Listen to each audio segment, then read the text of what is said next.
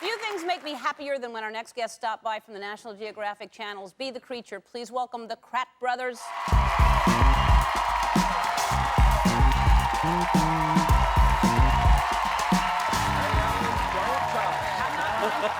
not going to touch.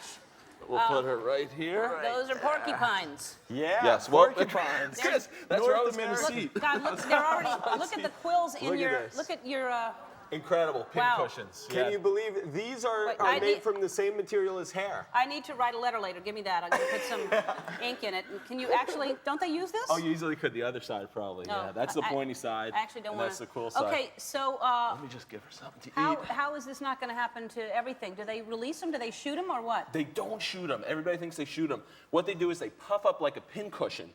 And, when they're scared. Yeah, and then they'll turn their butt side to you and run into you. So basically just boom, a whole pin cushion, and then the quills come out. And the quills, if you look at them really closely under a microscope, they have all kinds of barbs and hooks on them. So they go into, the more you move your muscles, the more they drive into you. And they can actually go through your arm. Really? They can just travel. keep going? They travel through your body. Yeah, I mean, they're gentle creatures. They're absolutely gentle and harmless, as long as they're not afraid. I'm surprised that they can breed. How do they not hurt each other?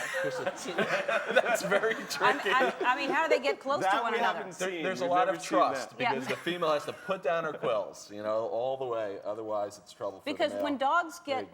Oh, you're asking for it. Why would you put it on top of the quilt? I didn't. The porcupine dropped it on her friend. But when dogs get... They don't get sprayed, but they go into the dog's nose. The dogs go to bite, and then poof, they get hit. And but that's why dogs sometimes get them in their mouth. So, you know, porcupines are gentle. They only have quills for protection. Look, they have little tails like a beaver. And, and that's where most of the quills are, on the tails. So they swat them around. And they share the same habitat with raccoons, another great backyard creature. Could you have raccoons here? Because I want to move through. Yeah, we got two wonderful raccoons. Because raccoons, I think people need to understand more. You need gloves. Let's make sure that all the little quills are gone before the raccoons come. Or before any of your guests sit down. Yeah, exactly. The next guest. Now, are these tame? Will they bite? They're very, very mellow, these ones. They were there's orphans who were raised. Now, wait, there's a bunch of quills here. I don't want the... Here, I'll get the pool. Hey, don't go by a quill. Come here. Here's your water. Yeah, that's a good point. You want that? Yeah, they're all over the place. There you go. There's the pool. Let me grab you. Now these, you know. Do you have any of these in your yard? If Betty White was here, she'd be jumping in here with them. Excuse me.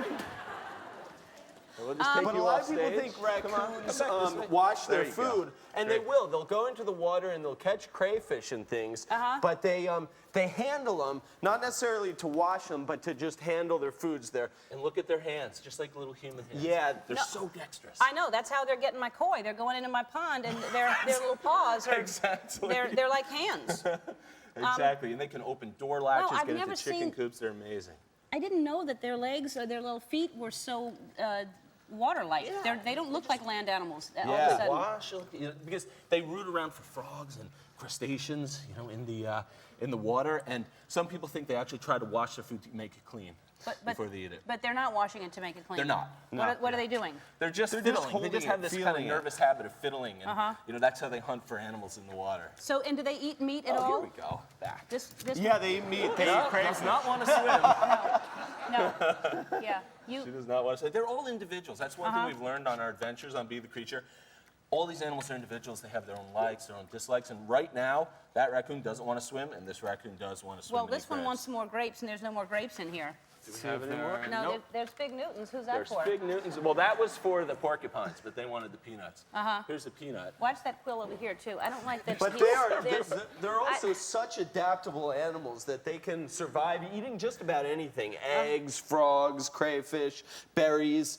And that's why you have them in cities. They're fine in cities. Anything they find in a garbage can, they can eat. And on our travels, you know, we have raccoons that live in our backyard here, but we've been to places where cheetahs are living in people's backyards, and we really are into animals coexisting with people. Right. Yeah, and if you understand animals, we can all get along. That's what I would like, too, because I know that we have them all over the place here, and they're sweet little things. They're not trying to do anybody any harm. No, they're not. Exactly Yeah. right. All right, we're going to go to a commercial. When we come back, you have some tiger cubs that are the cutest, and there's a white Bengal tiger. They're 8 weeks old, and they're so adorable. Yeah, now. Yeah, right now they are, and we'll be right back. The audience is hearing these tiger cubs cry right now. I thought it was a baby crying earlier today, But the Kratt Brothers brought these amazing animals. Before we bring the tigers out, I have a bobcat that I've seen in my yard, and I've shown the people. There it is.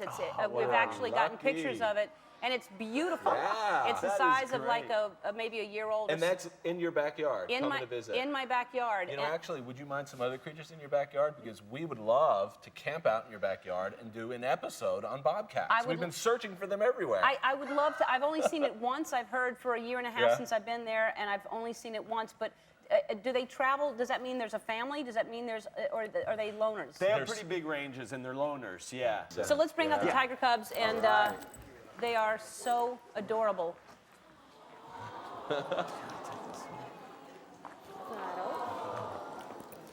And hungry.